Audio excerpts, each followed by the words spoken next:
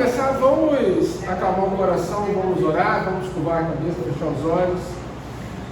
Senhor Deus e Pai, graças a nós te damos, Senhor, por mais essa manhã na tua presença. Damos graças, Senhor, porque estamos aqui, prontos para aprender um pouquinho mais daquilo que tu queres, Senhor, para crescermos um pouquinho todos juntos, no seu santo nome. Amém e amém. Está todo mundo com o textinho na mão? Tá, né? Vamos para o capítulo 2. Pega aí, por favor. Capítulo 2. Só para... Eu não lembro se o pastor falou na semana passada, mas esse livrinho aqui é o resumo desse. Então, se você quiser procurar depois para comprar, tem na Amazon, acho que está na casa dos R$50, que é o livro Pentecostal Reformado, do Bicho Walton, do John. Então, esse aqui é um resuminho desse aqui, que também foi resultado de um curso que ele fez. A gente ficou há um mês estudando, mas vai mais ouvindo ele do que estudando, tá bom? Então fiquem à vontade para procurar. Capítulo 2, então, do nosso livrinho. O que diz aí no capítulo 2, no título para vocês? Afinal, o que é um cristão pentecostal? E aí eu faço a pergunta para vocês: o que é um cristão pentecostal? E aquele silêncio ensurdecedor. É o cristão do repeté. Quem foi? Sabia? Alguém ia falar. Aquele que roda no poder, que pá, terra. Não, calma. Menos. Mas veja, se você voltar um pouquinho na aula do pastor, na aula passada, você vai lembrar que como ele falou da transição da nova vida, né? Houve uma transição na nossa igreja, por conta exatamente disso. O termo pentecostal ficou associado exatamente a isso aí que a Tânia falou, do reteté, do reteplé, do corre para lá, do gira, do manto, dessas coisas todas. Que todo mundo aqui já foi, todo mundo aqui já viu, todo mundo já ficou meio espantado, não sem razão. E em um determinado momento, a liderança da igreja percebeu que a gente está caminhando para um lugar meio esquisito. Às vezes nem tanto a igreja, mas o próprio termo já remetia as pessoas automaticamente a esse monte de loucura. Eu não me lembro agora há quanto tempo faz isso, mas deve ter cerca de uns 15 anos atrás que começou essa mudança. E aí começa com a mudança do nome, e mais tarde ele vai escrever o livro que vai gerar esse livro que vocês têm agora em mãos, beleza? Então, não esquece o reteté, esquece o reteplé, não precisa girar no poder ainda, tá? O segundo parágrafo aqui da primeira página da introdução vai dizer o seguinte: página 12, isso aí, obrigado. Primordialmente, o pentecostal é um cristão, um rótulo que abrangente, que sofreu mudanças ao longo de praticamente 2 milênios de história. Nos 4 primeiros séculos depois de Cristo, ser cristão era algo bem simples, pois assumir-se como um seguidor de Jesus poderia custar a vida. Veja, lá nos primeiros 4 séculos, você não fingia ser crente, você não dizia que era crente. Ou você era ou você não era. Você não ia fingir ser crente porque você ia parar na cova dos leões. Não era essa brincadeira que hoje que todo mundo conhece um monte de gente que não quer nada e diz que é da igreja. Lá não, se você dissesse, assumisse, você seria automaticamente perseguido, correndo o risco de parar junto com os leões e com as feras. Quem não fosse um autêntico cristão não ousava afirmar a mesma fé dos que eram perseguidos e martirizados. Então, no começo da história da igreja, todo cristão era cristão, de verdade. No próximo parágrafo, o que separa o cristianismo de todas as outras religiões do mundo é a confissão que define a igreja, resumindo, a fé cristã no conhecido credo apostólico, que vai estar ali descrito. Eu gostaria que a gente lesse junto, que é o credo dos apóstolos: creio em Deus Pai Todo-Poderoso, Criador dos céus e da terra, e em Jesus Cristo, seu único Filho, nosso Senhor, o qual foi concebido por obra do Espírito Santo, nasceu da Virgem Maria, padeceu sob o poder de Pôncio Pilatos, foi crucificado, morto, sepultado, ao terceiro dia ressurgiu dos mortos, subiu aos céus, está sentado à destra de Deus Pai Todo-Poderoso, de onde há de vir para julgar vivos e mortos. Creio no Espírito Santo, na Santa Igreja de Cristo, na comunhão dos santos, na remissão dos pecados e na ressurreição dos mortos e na vida eterna. Então, o credo é aquilo que resume a nossa fé. Nossa fé está resumida nesse conjunto de afirmações que aqui está. Se você diz que é cristão, pelo menos na teoria, você automaticamente estaria declarando isso. Você crê no Deus Todo-Poderoso, você crê em Jesus Cristo, seu único Salvador, que nasceu da Virgem Maria, foi perseguido por Pilatos, você crê na ressurreição dos mortos, você crê na vida eterna. Isso tudo é o resumo da sua fé. E ele vai continuar. O cristão protestante, além de afirmar o credo apostólico, afirma os 5 solas, que eu não preciso falar aqui, todo mundo sabe de qual é salteado. E aquele silêncio ensurdecedor novamente invade o ambiente. Então ele crê nos 5 solas. O que são então os 5 solas que ele vai dizer aqui? Sola fide, somente a fé. Sola gratia, somente a graça. Sola Cristo, somente Cristo. Sola Escritura, somente as Escrituras. Sola deu glória a Deus, somente a glória. Então são 5 afirmações: só fé, só a graça, só Cristo, somente as Escrituras e só a Deus a glória. Isso que a gente chama dos 5 solas. Beleza? Então, além de tudo isso, o cristão protestante, ele afirma esses 5 solas. Quer dizer, salvação é só pela fé, e só pela graça, somente por Cristo. Nós o conhecemos somente pela Escritura e só a Deus toda a glória, que vai nos diferenciar dos cristãos ortodoxos e católicos. Beleza? O católico não é só as Escrituras, é a Escritura, o Papa e a Igreja. Não é só por Cristo, você pode chegar por Maria, ou pelos santos, e eu não vou nem dizer o que é referente a só a glória a Deus, que a glória é dada também aos santos. Tudo bem? E aí, de novo, vamos repetir aquela pergunta lá no começo. Então, o que é um cristão pentecostal? Você continua com a ideia de que é o cara do reteté, do repepré, da birosquinha da esquerda? Na verdade é isso, no fundo é isso. Perguntas que ele vai colocar aqui que eu vou lançar então. De novo, na sua visão, o que é um cristão pentecostal? E outra, o que você entende por um cristão evangélico? Essas 2 palavras estão muito comuns no nosso dia a dia, mas nós saberíamos defini-las objetivamente, ou melhor, quando eu converso com alguém de dentro da igreja, falar de pentecostal ou de evangélico parece algo muito corriqueiro, muito comum. Agora, se você vai conversar com alguém de fora, você consegue definir isso de uma forma objetiva que ele compreenda? De novo, aquele silêncio maravilhoso.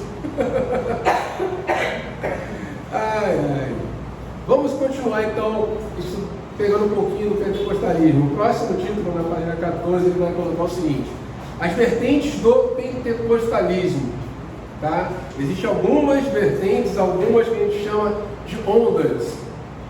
Em toda a história da igreja existiram movimentos enfatizando a vida piedosa e as experiências sobrenaturais que se alinham com o pentecostalismo moderno, assim como manifestaram dons e uma certa evolução mais entusiasmada, aspectos bastante identificados com o movimento pentecostal moderno. Ele está dizendo o seguinte: durante esses 2000 anos, mesmo antes de Azusa,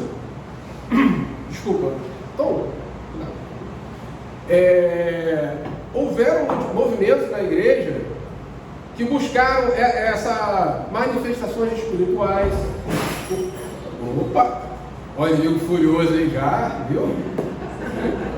Pessoal mais pentecostal aí, ó. Vamos voltar aqui. Então, durante a história da igreja, surgiram bastante movimentos, principalmente os pietistas, de busca de manifestação espiritual, de uma, como eu posso dizer, uma espiritualidade um pouco mais profunda. Mas é no movimento pentecostal moderno que isso passa a ser uma via de regra. Tá? Embora você possa estudar a história da igreja e ver vários movimentos, tanto coletivos como individuais, de pessoas buscando maior profundidade ou maior espiritualidade, que poderiam ser percebidas por manifestações entendidas como sobrenaturais.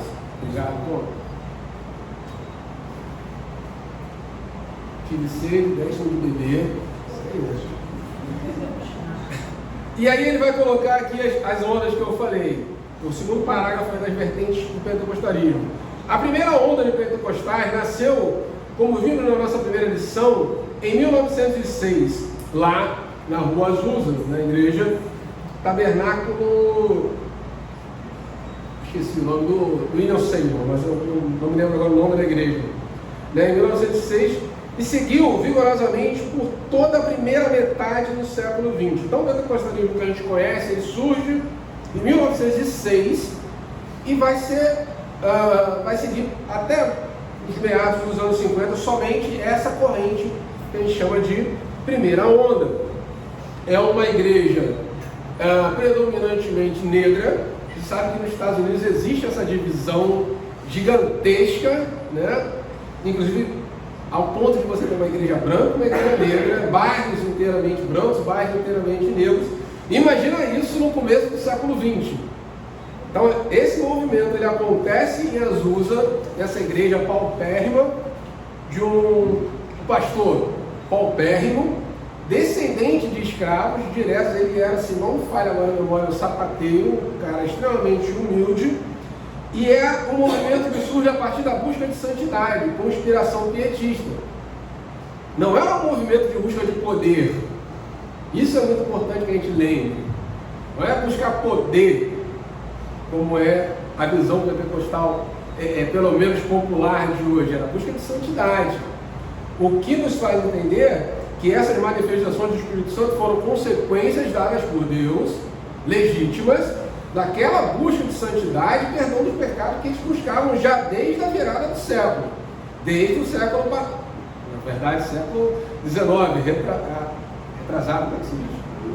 E aí vai surgir então esse movimento pentecostal da primeira onda no comecinho do século XX. Seu crescimento numérico superou todas as outras épocas da história do cristianismo. Nesse período surgiram várias denominações: as Assembleias de Deus, a Igreja de Deus, a Igreja de Deus em Cristo e grupos para-eclesiásticos como a Adonec, tá? Mas principalmente para a gente, talvez que nós conheçamos mais, seja a Assembleia de Deus, tá? E aí vai surgir uma segunda onda, um segundo movimento pentecostal surge também nos Estados Unidos no fim da década de 60. O marco desse período foi a abertura da experiência pentecostal entre denominações protestantes tradicionais, como a Igreja Episcopal, Luterana e Metodista, tá? Também das Igrejas Batistas. O que acontece? Na primeira onda, vai acontecer das pessoas saírem de suas igrejas ou serem convidadas a se retirarem de suas igrejas. Você até aquele momento tinha Igreja Episcopal, Metodistas, Batistas, Presbiterianos, umas meia dúzia no máximo. As pessoas vão ter um contato com a experiência pentecostal e vão ou sair das suas igrejas ou vão ser convidadas a se retirarem. E aí vão surgir novas igrejas, como nós falamos, a de Assembleias de Deus, a Igreja de Cristo e outras tantas. Nesta segunda onda, já dos anos 60, parece que rola um movimento dentro das igrejas tradicionais. E aí você ouve falar de batistas renovados, presbiterianos renovados, né? E um detalhe muito interessante, nessa segunda onda, que ele vai colocar aqui, que é o surgimento da renovação carismática católica. Também um mover E aí eu não vou entrar na discussão entre os católicos que nós conhecemos aqui no Brasil, principalmente com a Canção Nova. Tá? Então também há uma... Se você olhar uma programação da Canção Nova, você vai ver gente falando línguas estranhas no meio da missa. Tá? Não vou entrar nessa discussão, não vale a pena, eu não vou acertar. Tem gente muito melhor que eu discutindo isso, nada se resolve. Mas é interessante a gente entender que a coisa funcionou.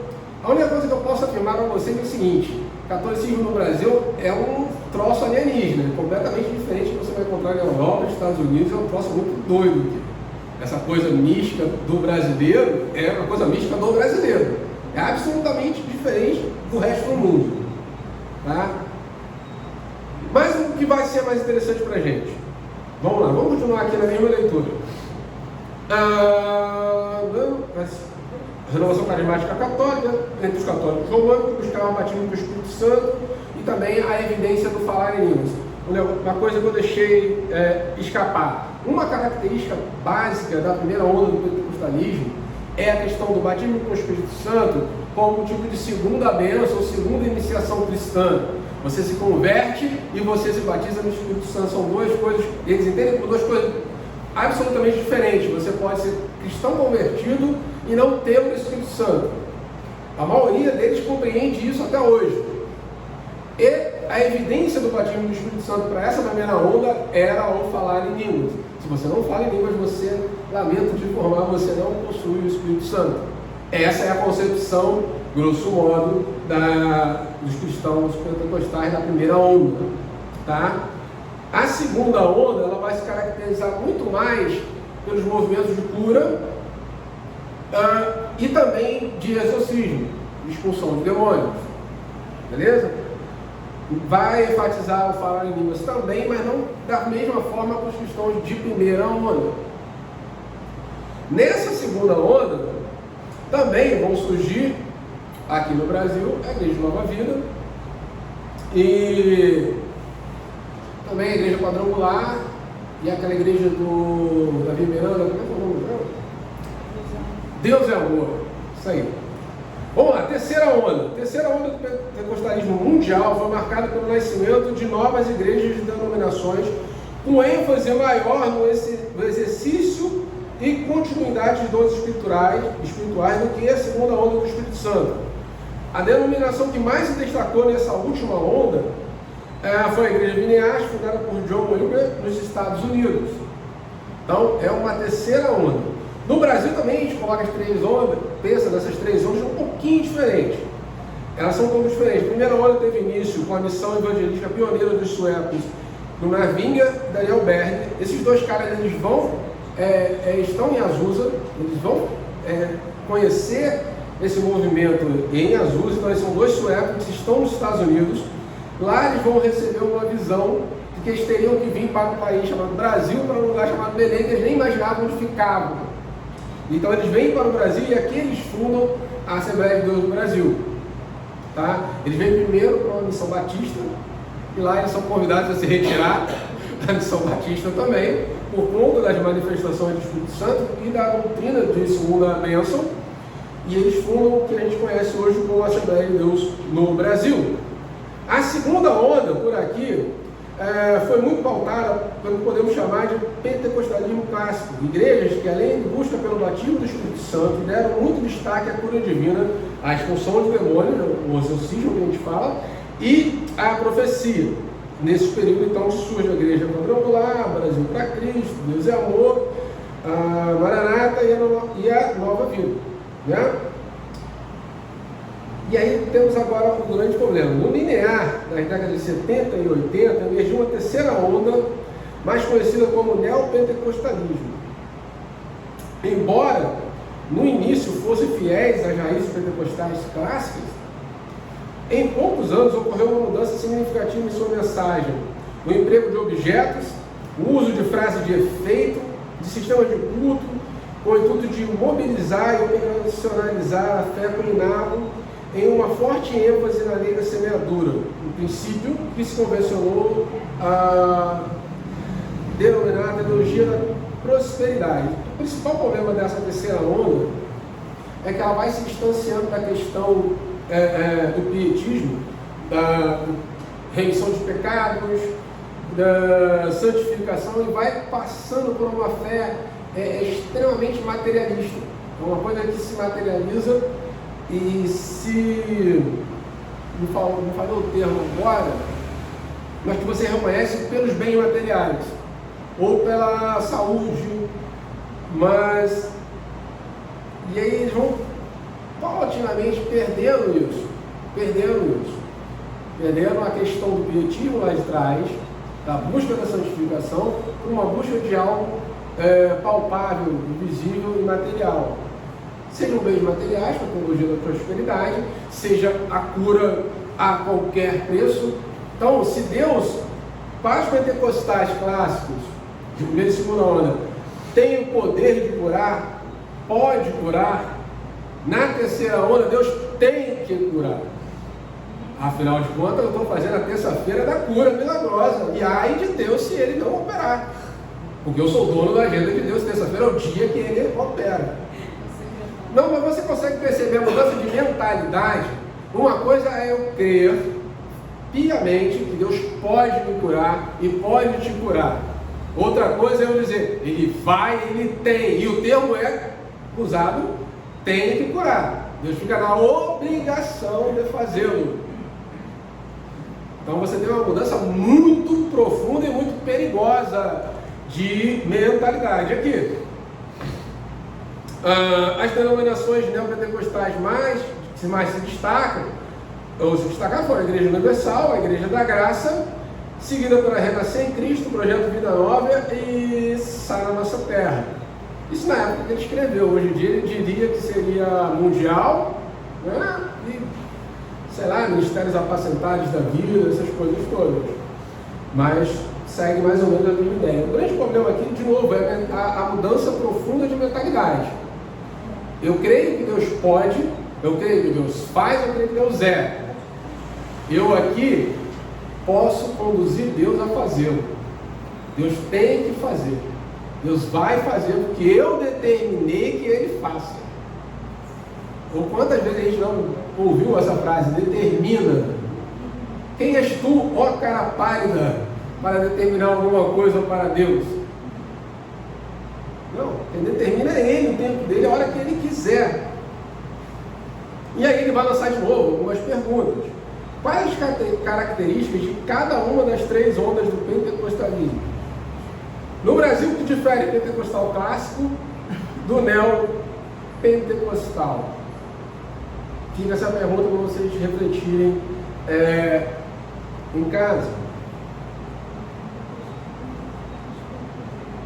Fala aí, Raquel, para que todos ouçam. Vai. Ué. Tá certo? Vai lá, tá certo. Tá certo. A diferença é que o neopentecostalismo ele prega a prosperidade, né? Sim. Simplesmente que Deus tem que curar. Sim. Né? Que a pessoa determina. Na verdade, de certo modo, o neopentecostal ele destrói o arbítrio de Deus. Porque Deus não tem essa opção, segundo na mentalidade do neopentecostal, não tem a opção de não te curar. Se ele não te curar, não é Deus. Basicamente é isso que está na mentalidade. Ou você não tem fé. O que vai causar dois problemas. Ou você vai perder a fé, ou você já vai achar que você é um maldito, porque você não foi curado. Você tem dois problemas. Igual os amigos de Jó, né? Você está errado. Sim. Você está em pecado. Sim. E aí é meio chocante, porque se você for em países extremamente pobres, que cristãos são inclusive perseguidos, e tem dinheiro zero, saúde zero e continuam fiéis, alguma coisa não está batendo. Mas são coisas que o nosso Brasil nos traz com muita facilidade, né? E aí vai colocar aqui, definindo termos. Como podemos observar anteriormente, é importante definir os termos, pois eles costumam ser entendidos de várias maneiras. Segundo parágrafo aí, o cristão, portanto, é aquele que confessa Deus Pai como Criador, Jesus como Salvador, Espírito Santo como Santificador. é quem confessa a fé bíblica resumida no credo dos apóstolos, como nós colocamos aqui. Só um instantinho, que eu lembro de ter feito uma anotação aqui no livro. Eu queria me ater um pouquinho a ele. Ah, sim, isso aqui que eu achava muito importante. Está no livro maior que vocês podem adquirir. O único lugar que eu lembro de ter visto foi na Amazon, nessa casa aí de R$50. Falando ainda dos jovens pentecostais. Com o crescimento exclusivo desses movimentos, surgiu a necessidade urgente de mão de obra. Então, o movimento pentecostal ele ganhou muita ênfase aqui no Brasil, né? Ele tem muita penetração midiática, né? Quem esteve aqui quando a gente fez aquela palestra de neopentecostalismo? Ano passado. Aí lembra que eu dividi as igrejas neopentecostais em igrejas de rico e igreja de pobre, né? Nunca achei nada mais bem definido que isso. Igreja de pobre, universal, mundial, graça, penetração midiática, televisão aberta. Quem vê televisão aberta? Desculpa o termo, tá? Não me prenda. É pobre velho. Vai ver o público da igreja mundial, ver o público da igreja universal, ver o público da graça. Pobre velho. As igrejas de rico estão na internet. Mais jovens, melhores formados. Então é a divisão mais perfeita que eu consegui achar para essas igrejas. E eles têm muita penetração ao ponto de você achar que a igreja universal é a maior igreja do mundo. E ela é a quarta do Brasil. Mas com a necessidade, então, dessa grande explosão, houve uma necessidade de mão de obra muito grande. Qual era o perigo disso? Jovens, dinâmicos, capazes de agregar e levantar fundos, eram rapidamente promovidos a posições de liderança. Não importava se eles soubessem a palavra de Deus, não importava se eles soubessem pregar a palavra, importava que ele era um ótimo comunicador e sabia transmitir uma ideia e sabia vender um produto espiritual.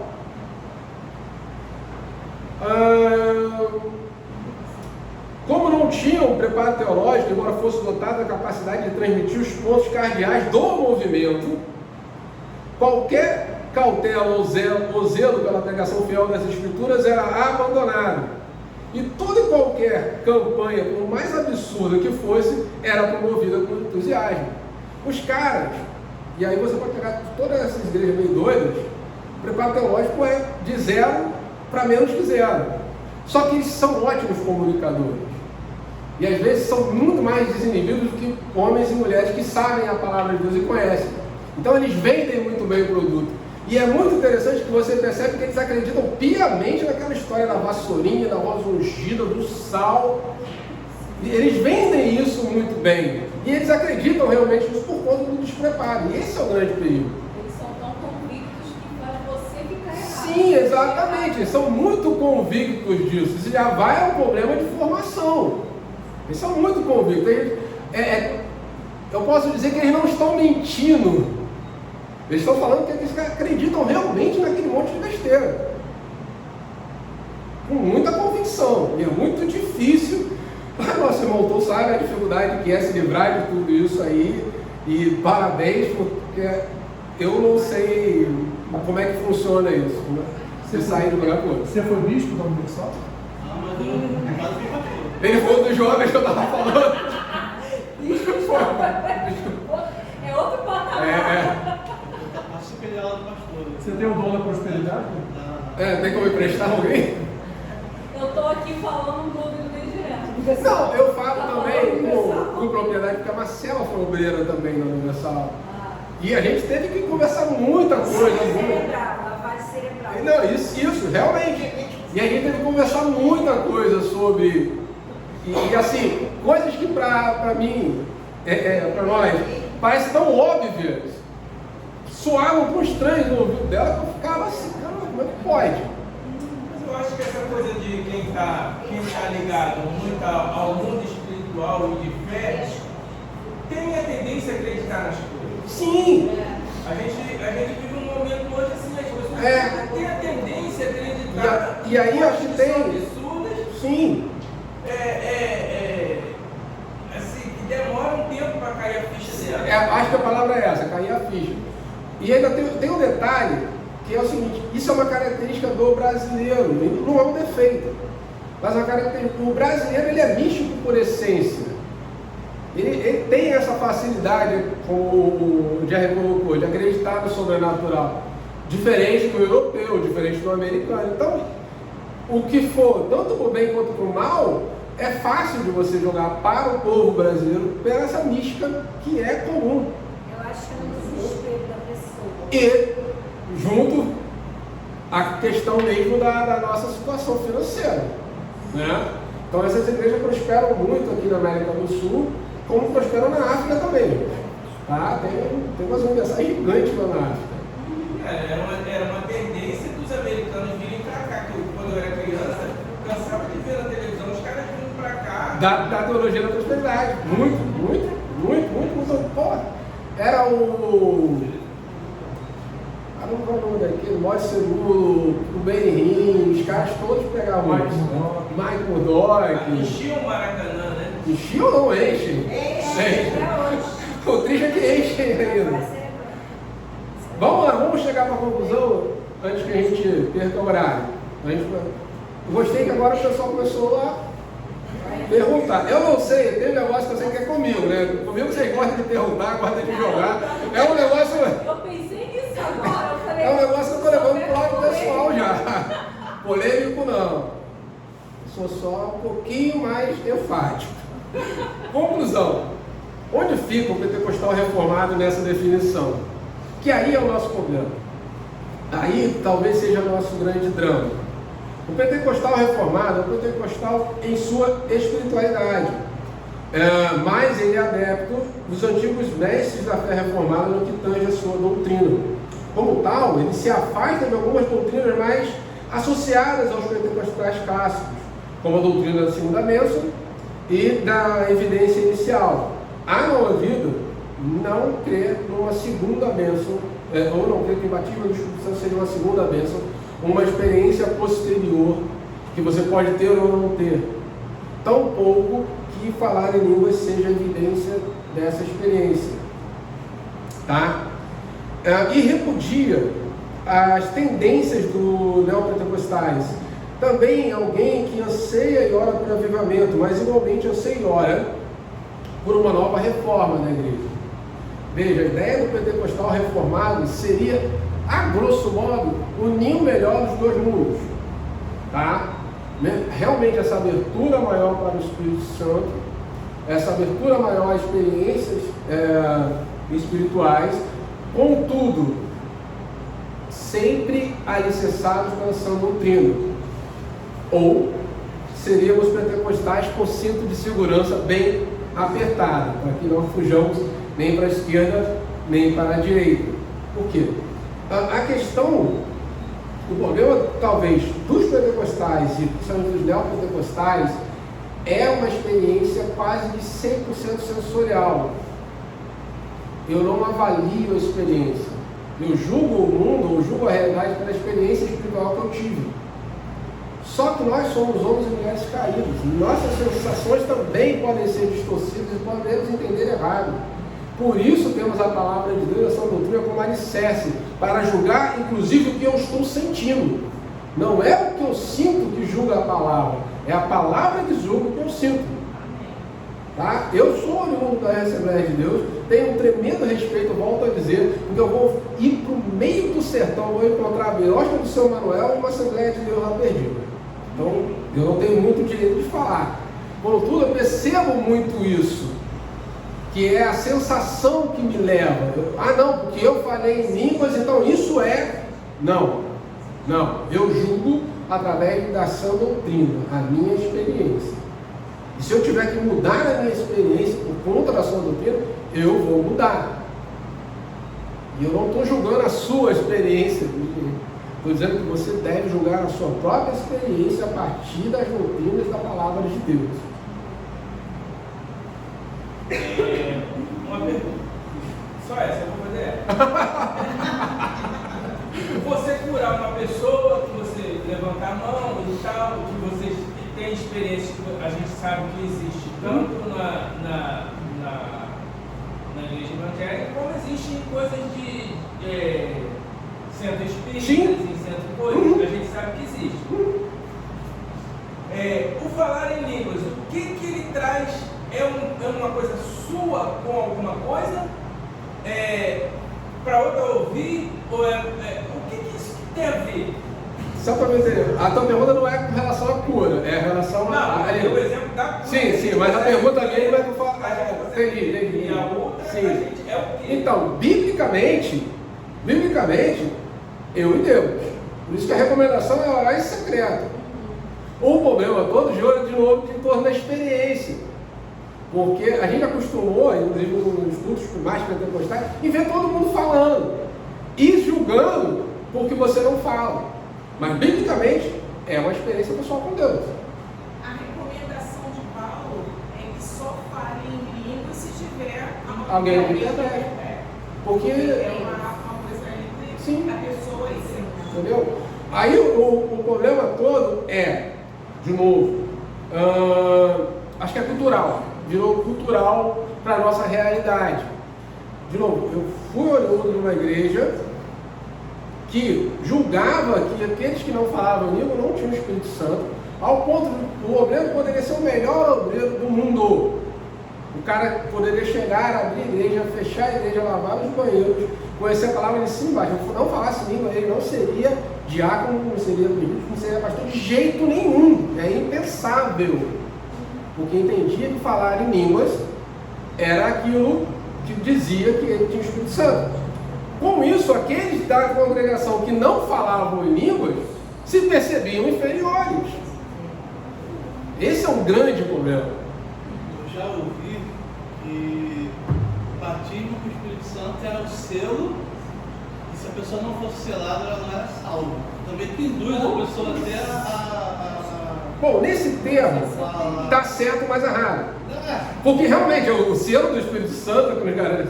O problema é a forma como você tenta identificar esse selo na vida das pessoas. Certo? Não, mas o batismo com o Espírito Santo com evidências falando. Isso, esse batismo com o Espírito Santo sendo uma segunda experiência, que é o problema. Mas realmente o Espírito Santo, a presença do Espírito Santo na sua vida é esse selo. Ô Anderson, só um ponto importante. Era uma pergunta só, não é que era outra, né? Não, porque. Não, mas já cumpriu a palavra dele, perguntou a dele, pode só pegando Na fogo. chuva, se molhar. Porque aqui o movimento pentecostal está bem grande. É errado. Não, o que passou eu lembrei de um vídeo que eu vi, né? Às vezes as pessoas têm aquela coisa de julgar que tem que falar em língua. A pessoa quer imitar alguém que está falando em língua e não sabe com o que está brincando.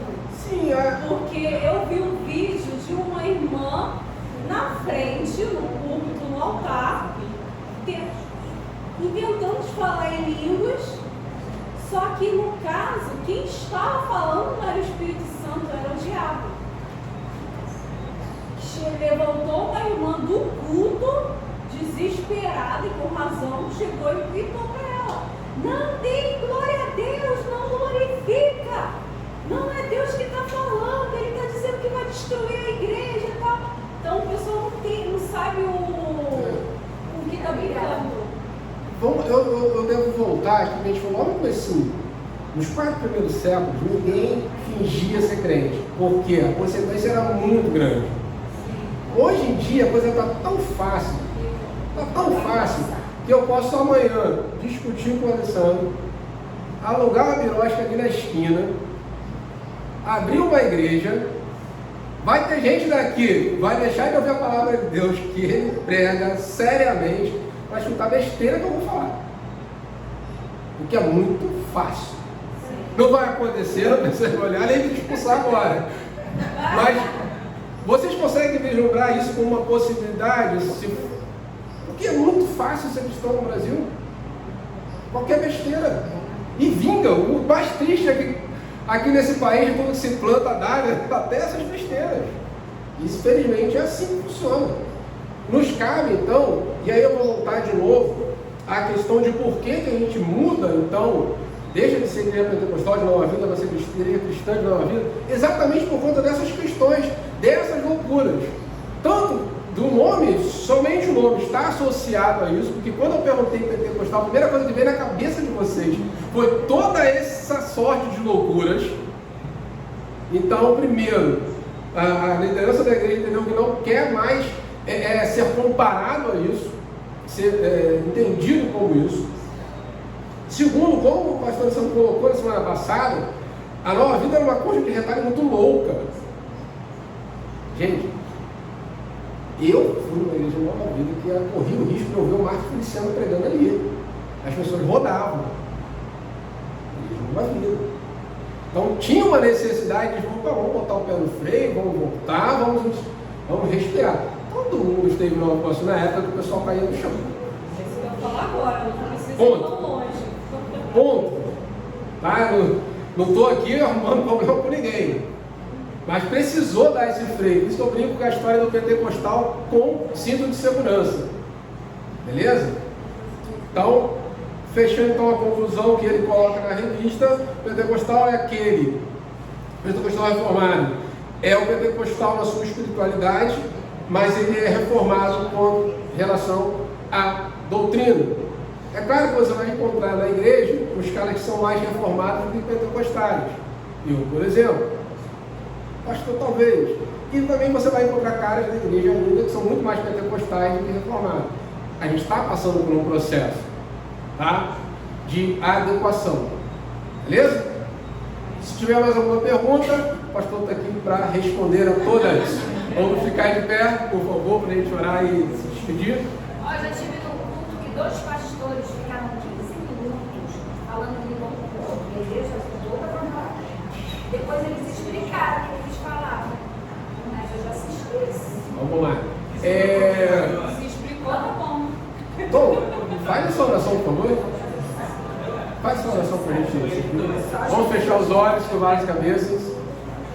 Senhor Deus, agradecemos a Ti, Pai, por essa palavra, por esse ensinamento.